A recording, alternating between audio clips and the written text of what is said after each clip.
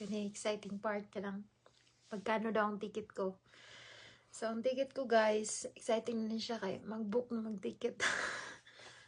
Sa Hong Kong, akong employer sa Hong Kong nag-book ato si mama kong ipa-book online.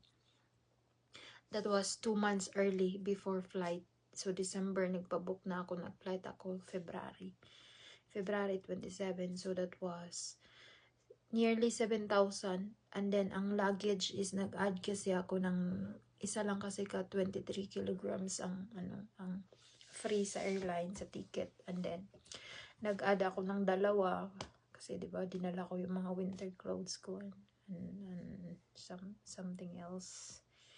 So, dalawang 23 kilograms. So, yun.